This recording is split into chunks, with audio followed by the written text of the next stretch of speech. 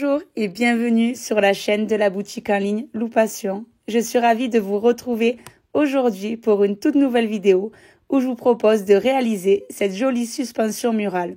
Alors elle est très simple à faire. Vraiment si vous débutez, c'est idéal pour vous. J'ai utilisé qu'un seul point. Vraiment rien de compliqué dans cet ouvrage. J'espère que cette vidéo va vous plaire. Si c'est le cas, n'hésitez pas à mettre un petit pouce en l'air et laisser un petit commentaire en dessous de la vidéo. Je vous invite à venir nous rejoindre dans notre groupe Facebook Loupation Crochet Tricot et venir partager vos ouvrages et vos créations faites avec le matériel de la boutique. Cet ouvrage, je vous le propose sous forme de kit à la vente sur notre site www.loupation.com. Dans ce kit, vous aurez le petit bâton, les petites perles, la petite aiguille passe-laine, les 3 marqueurs de maille. Vous fiez pas au dessin, ils seront mis dans le kit de façon aléatoire. Les 4 petits anneaux, une Elana, une Dream et notre appareil à pompons. Ce kit, je vous le propose au prix de 7,79 €. Pour ce qui est du matériel supplémentaire pour pouvoir réaliser l'ouvrage, il vous faudra un mètre de couturière ou une règle, un crochet en 4,5 et une paire de ciseaux. Maintenant que vous avez toutes ces informations, on va pouvoir commencer l'ouvrage. On va débuter par faire 30 mailles chaînettes. Alors, on prend notre fil pour notre nœud magique, on l'entoure autour de nos 2 doigts, la petite croix. Je récupère ma boucle, je la passe sur le fil tendu, je tire mon fil et j'ai mon nœud coulant. Je serre celui-ci en tirant sur les 2 brins et je passe mon crochet dans la boucle. Maintenant, on vient faire un jeté et on passe le crochet dans cette boucle. Un autre jeté et on passe le crochet dans la boucle. 2, 3, 4, 5, 6, 7, 8, 9, 10, 11, 12, 13, 14, 15, 16, 17, 18, 19, 20, 21, 22, 23, 24, 25, 26, 27, 28, 29, 30. Donc, on a nos 30 mailles chaînettes. On va venir faire 2 mailles en l'air. 1 et 2 mailles en l'air qui compteront pour la première demi-bride. On va commencer par faire notre première rangée de demi-bride. On fera exactement la même chose et ça va être très simple parce qu'on n'aura pas besoin de compter les rangs. On va faire ça toute la pelote entière de Dream. C'est-à-dire qu'à la fin, il faut qu'il vous reste ça. Moi, c'est ce que j'ai gardé. Pour pouvoir accrocher la suspension sur le bâton en bois. Donc, on a fait nos 2 mailles en l'air. On va venir faire un jeté et commencer notre rangée de demi-bride. Donc, on saute 1, 2 et on vient piquer à la 3e ici. Je rentre mon crochet, je ramène mon fil, un jeté et je passe au travers des 3 brins. Un jeté, je plante dans la maille, je ramène mon fil, un autre jeté et je passe au travers des 3 brins. Un jeté, je passe dans la maille, je ramène mon fil, un jeté et je passe au travers des 3 brins. On va venir faire ça tout le rang. Donc, à la fin de ce rang, on doit avoir 30 mailles et on va faire ça tout le long de la bobine. C'est vraiment quelque chose de très simple à faire. Il n'y a aucune complication. De toute façon, vous verrez au fur et à mesure sur la chaîne, vous verrez vraiment que des ouvrages très simples à réaliser. Donc, on continue notre série de demi-bride sur notre maille chaînette. On se retrouvera ici, juste au bout, là. Je viens d'être au bout, je vais venir faire avec vous ma dernière demi-bride. Donc, un jeté. Hop, et je passe entre les 3 mailles. Je vais venir faire 2 mailles en l'air et tourner mon ouvrage. Maintenant, on va commencer le deuxième rang de demi-bride. Donc, rien de compliqué. Vraiment, comme je vous ai dit, ça sera jusqu'au bout la même chose. On va donc venir faire un jeté et on va venir piquer notre demi-bride ici. Donc, entre chaque espace, ici, on viendra piquer nos demi-brides. C'est pour vraiment avoir ce joli rendu, comme ça, comme vous voyez à la caméra. Donc, un jeté et je viens piquer ma demi-bride ici. Donc là, vous verrez, vous avez un brin ici, un deuxième brin là, et c'est juste en dessous, ici. Donc, je viens piquer ici. Pour la deuxième, pareil, ici, je viens piquer là, ainsi de suite. Je continue. Vraiment, la seule complication, ça sera tout le temps d'essayer de rester droit. Pour ça, il faut vraiment que vous comptez vos mailles. Et si vous avez des difficultés, vous prenez un marqueur de maille, vous venez vous marquer la dernière maille à chaque fois, tout le temps. Comme ça, quand vous tournez votre travail, vous savez où vous... Pareil, des deux côtés. Hein. Comme ça, quand vous tournez votre travail, vous savez où vous commencez et où vous vous arrêtez. C'est vraiment la façon la plus simple. Là, vraiment, la seule difficulté, ça sera d'obtenir quelque chose de très droit. Je continue. Alors, on va venir faire ça jusqu'au bout. Et on se retrouvera au bout avant la dernière maille que nous ferons ensemble. Ouais, on se retrouvera précisément ici. Je suis arrivée au terme de mon rang. Je viens faire la dernière demi-bride avec vous. Un jeté. Je ne vais pas venir piquer ici comme je vous ai montré. Je vais venir piquer là, dans les 2 mailles chaînettes. Pour avoir vraiment un plus joli rendu. Et surtout, je vous montrerai pour le tour suivant aussi. C'est vraiment pour rester droit tout le temps. Vraiment avoir une jolie finition. Je viens faire mes 2 mailles en l'air. Je vais venir marquer ici le début de mon rang. Et je tourne hop, mon ouvrage. Je suis repartie pour une série de demi-brides. Donc, on va venir piquer là. Hop, j'ai tout écarté. Voilà. Donc, je fais mon jeté et je viens piquer ici. Une demi-bride. Pareil pour le suivant. Je viens piquer ici.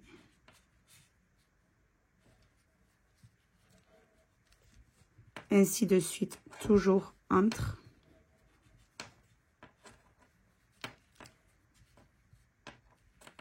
Et je continue comme ça tout le long. Vous voyez? Là, comme ça, on a vraiment un très joli rendu, je trouve. Donc, je vais continuer à piquer tout le long. Et on se retrouvera comme tout à l'heure, ici.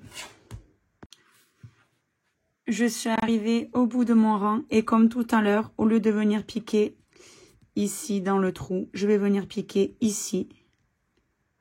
Là, dans mes 2 mailles en l'air.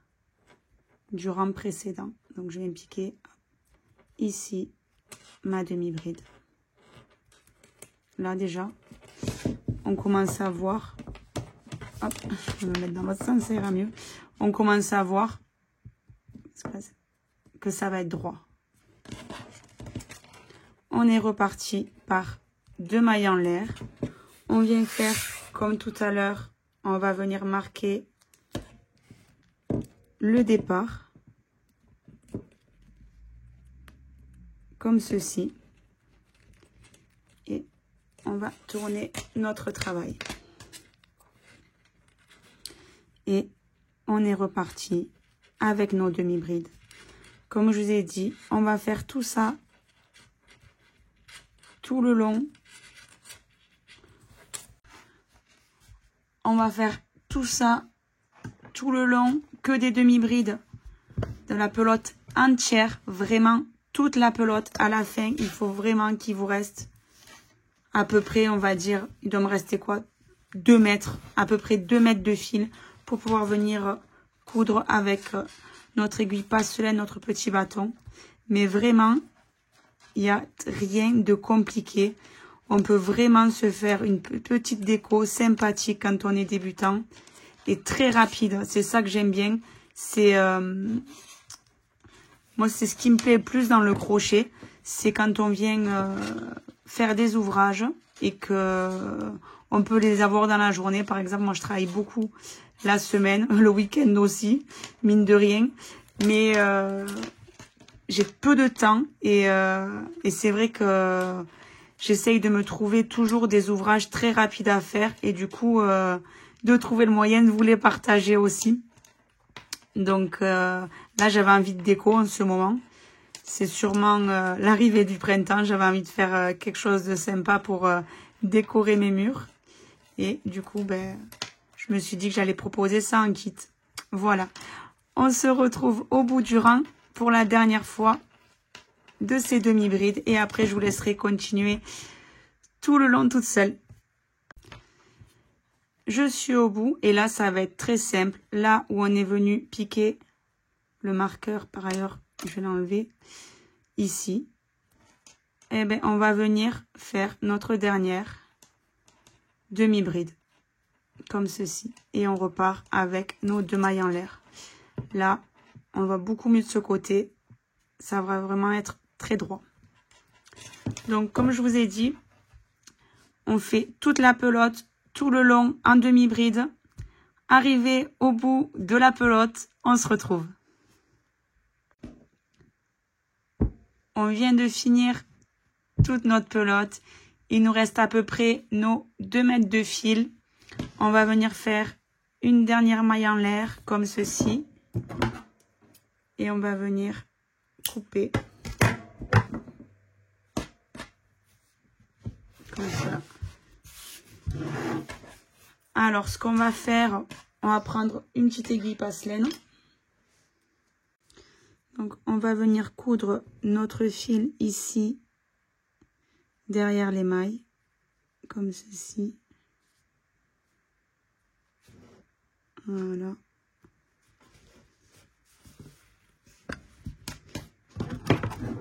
On va venir couper. Voilà, juste là. Et voilà. Du coup, on a une jolie finition. Donc là, mon ouvrage fini, pour ma part, il fait 48 cm. Donc, il se peut que vous ayez moins, voire plus. Là, c'est la façon de crocheter. Si vous crochetez plus serré, forcément, vous aurez moins. Si vous crochetez plus lâche, forcément, vous aurez plus que moi. Et si vous crochetez comme moi, on aura à peu près la même dimension. Ça peut arriver. Alors, du coup, j'ai mes 48 cm d'ouvrage en longueur et en largeur, j'ai à peu près 22,5. Donc, ce que je vais venir faire, c'est que je vais venir marquer à 30 cm avec un marqueur. Donc, je colle comme ceci. Et avec mon marqueur, je vais venir marquer à 30 cm. Donc,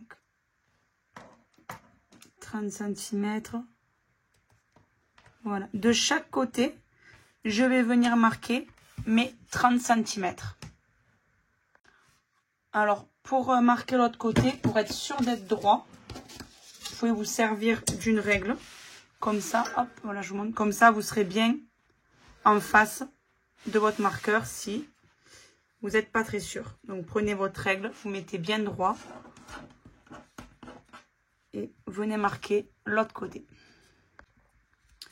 Donc, j'ai marqué l'autre côté. En fait, Ça, c'est ce qui va être notre pliure quand on va venir plier. Hop, voilà.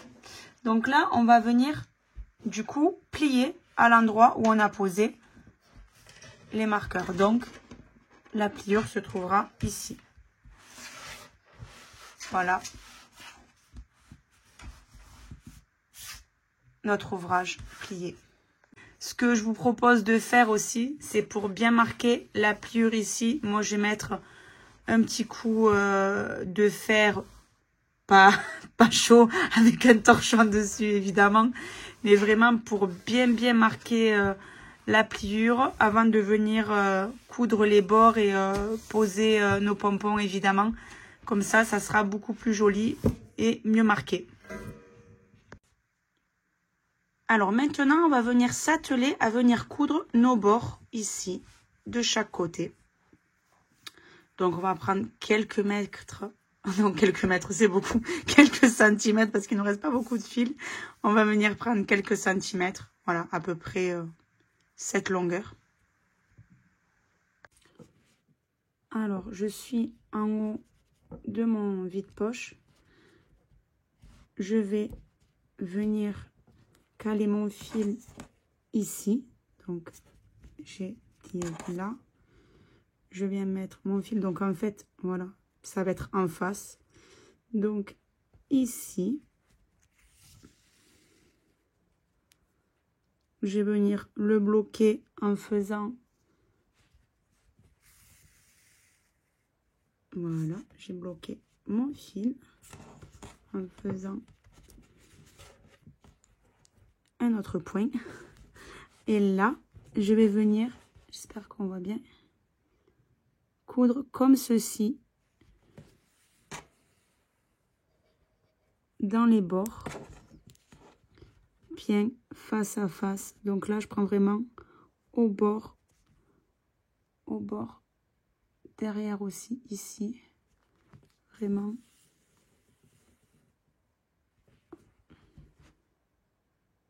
Voilà. Donc, je reprends. Vraiment, on va venir coudre vraiment le bord.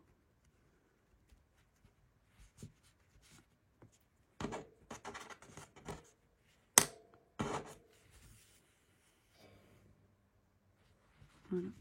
La finition, il faut vraiment qu'elle se voie le moins possible. C'est pour ça qu'on viendra coudre vraiment dans le bord. Ben là, j'aurais dû me mettre comme ça de suite. Ça se voit moins. Ça se voit un peu mieux. Voilà. Donc on va venir coudre comme ça tout le bord.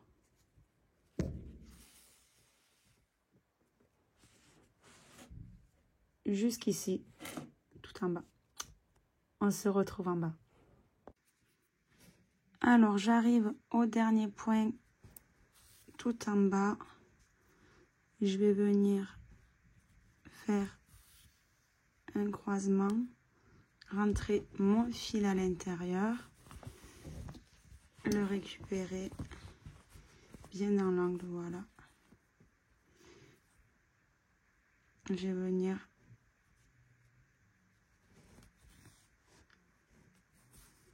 voilà, coudre, hop, je baisse, voilà. Je vais venir coudre comme ceci, un dernier entre la maille là, voilà, et je vais pouvoir couper mon fil parce que j'aurai bien consolidé ma couture. Voilà. Notre premier bord est maintenant cousu. On va faire exactement la même chose de l'autre côté ici et on se retrouve dès que tout ça est prêt. Maintenant, notre vide-poche cousue, on va s'attaquer aux pompons. On passe donc à la partie pompons. On prend notre petit appareil à pompons. Alors, vous allez voir, il se présente comme ceci. On dirait un peu un H. Un H plus serré en bas, on va dire. Du coup, là, en haut, ici, vous pourrez faire 2 gros pompons. Alors, vous pouvez faire 2 sortes de pompons. Le pompon gland, celui que je vais faire, je vais vous montrer. Et vous pourrez faire aussi le pompon rond. Et je vous montrerai tout à l'heure quand on fera le pompon gland où mettre votre fil pour faire le pompon rond. De l'autre côté, vous pouvez faire exactement la même chose, du coup, en plus petit. Voilà, donc vous avez 2 dimensions de pompons sur juste ce petit morceau de bois. On est parti. On se munit de l'appareil à pompons, du fil. Alors, je vous le fais en moutarde tout simplement parce qu'à la caméra, le noir passe très mal. Du coup, vous pourrez me voir ce que je suis en train de faire avec le moutarde. Alors, on prend l'appareil, notre fil, on le cale avec le pouce et on va tout simplement venir tourner autour. Donc, on mouline, on mouline, on mouline, on mouline. Et on va venir mouliner jusqu'à obtenir l'épaisseur souhaitée. Après, c'est vous qui décidez si plus ou moins épais ou non. Moi, je vais faire en fonction de mes goûts à moi. Mais si vous préférez des pompons glands plus fins ou plus touffus, c'est vous qui voyez. Donc, je vais continuer à mouliner tout autour. Et on se retrouvera une fois que j'aurai obtenu l'épaisseur que je souhaite. Donc, une fois l'épaisseur souhaitée obtenue, je vais garder un peu de fil. Voilà, un peu de fil quand même. Et je vais venir couper. Et avec mon fil, je vais tout simplement venir faire le tour ici. Donc, je vais venir tourner tout autour. Et bien au bord, je vais venir enrouler mon fil tout autour. En faisant une petite largeur comme ceci. Si vous souhaitez faire des pompons ronds avec cet appareil, donc c'est possible. Vous moulinerez plus de fil tout autour. Et au lieu de venir faire une épaisseur et tourner autour ici, vous viendrez faire juste ici 2 petits tours. Et après, vous couperez les bords, bien sûr, pour faire votre pompon rond. Donc, c'est au centre que vous placerez votre fil. Mais j'aurai l'occasion de faire des pompons ronds parce que j'ai un petit ouvrage en tête. Et je le ferai plus tard dans une autre vidéo, certainement rapidement. Alors, je suis arrivée à l'épaisseur que je souhaitais. J'ai mis ma petite aiguille passeline donc dans le fil. Je vais venir tout simplement passer mon aiguille ici en dessous pour ressortir tout en haut, comme ceci. Maintenant que j'ai passé mon fil ici, je vais venir délicatement enlever mon fil de l'appareil à pompons. Donc voilà, donc tout doucement. Voilà. Je vais venir prendre mon aiguille et la passer au cœur à l'intérieur ici. Et je vais venir faire un autre tour comme ceci. Donc voilà. Je vais bien serrer. Je vais le faire une dernière fois. Et je vais passer mon aiguille à l'intérieur et je vais la ressortir ici au centre. Donc on va bien essayer d'être le plus au centre possible. Comme ceci. De façon à ce que ce fil, on puisse passer nos petites perles. Maintenant pour la partie du bas, hop, je vais venir passer mon doigt au milieu. Prendre ma paire de ciseaux et je vais venir couper bien au centre. Voilà. Alors, si vous souhaitez arranger plus proprement, vous remontez un peu ici. Enfin, vous regardez bien que tout soit bien symétrique. Donc après, vous apportez vos petites finitions. Voilà. Si vous le souhaitez plus épais, vous tournez un peu plus, moins épais, vous tournez un peu moins. Et maintenant, on va passer à la partie perle. Ce qu'on vient de faire, vous le renouvellerez 3 fois pour obtenir bien sûr nos 3 pompons. On se retrouve après avoir fait nos 3 petits pompons. Je viens de finir mes 3 pompons. On va venir maintenant enfiler les perles dessus et venir les coudre sur notre petit vide-poche mural. C'est parti. Avant de venir enfiler les perles et placer nos petits pompons, on va venir marquer à l'endroit où on souhaite les mettre. Donc du coup, là j'ai 22 cm, donc je vais en placer un à 2 cm de chaque côté, donc à 2 cm ici, et donc du coup 22, on ira ici à 20 cm, donc là et là, et 10 au centre. Donc c'est parti, je vais venir placer mes marqueurs, donc là, hop, pour le premier, je remets bien ma règle, hop. Le deuxième à 10 cm, donc ici.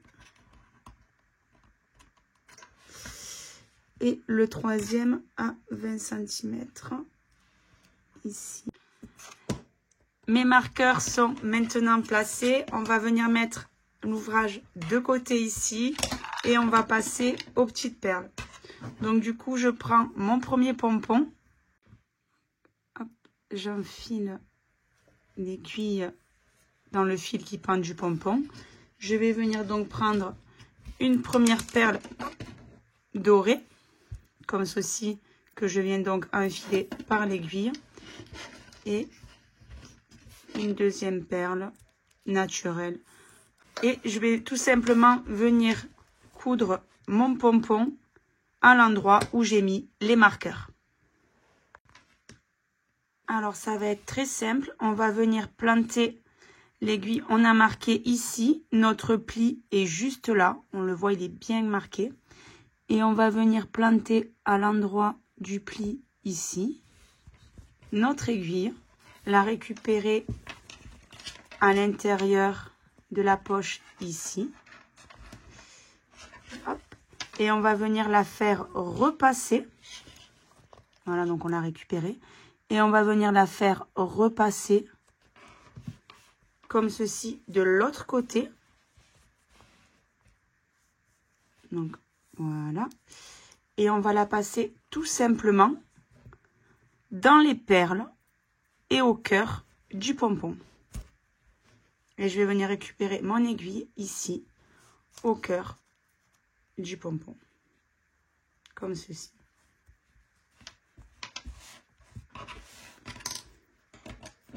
On va venir bien tirer. Voilà. Du coup, là, on va venir couper notre fil à la même longueur, ici. On va passer maintenant à l'autre pompon, celui du milieu. Pour le troisième, ici, on renouvellera la même chose qu'on vient faire ici. On passe à l'autre pompon, celui du milieu. Alors, on va venir prendre une perle dorée. On va venir faire la même chose. Une perle naturelle, une perle dorée,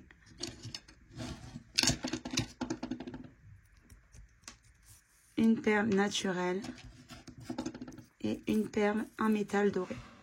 Et là, on va venir coudre comme tout à l'heure au milieu. On va renouveler exactement la même opération. J'ai mis un peu plus de perles au milieu parce que je voulais donner un rendu différent au lieu d'avoir tout droit. Je voulais faire quelque chose de déstructuré un peu. On se retrouve une fois tous les pompons mis sur notre petit tissage mural. Nos 3 pompons bien installés. On va maintenant passer à la phase finale de notre ouvrage, le plaçage du bâton. Pour venir faire tenir notre bâton, on va venir attacher du coup nos petits anneaux sur le bord. Je vais vous montrer. On va maintenant venir coudre nos petits anneaux dans le coin pour les faire tenir sur notre bâton comme ceci. Donc on va simplement prendre notre aiguille passellaine, la rentrer dans le coin de notre ouvrage. On va venir faire un petit nœud.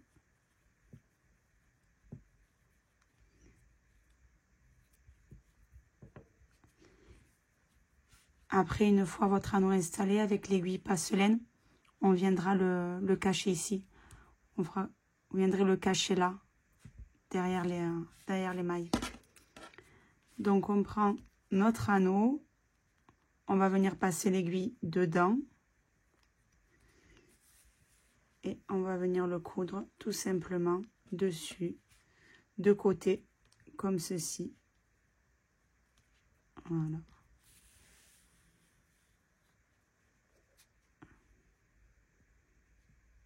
Hop.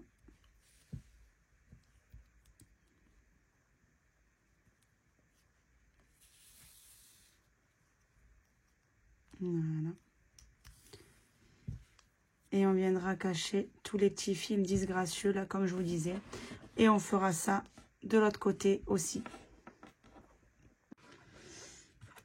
Une fois nos anneaux sur le côté, on va venir prendre notre petite règle. Et donc, on a 22. On va venir placer nos anneaux ici, bien au centre. Moi, je me sers toujours d'une règle.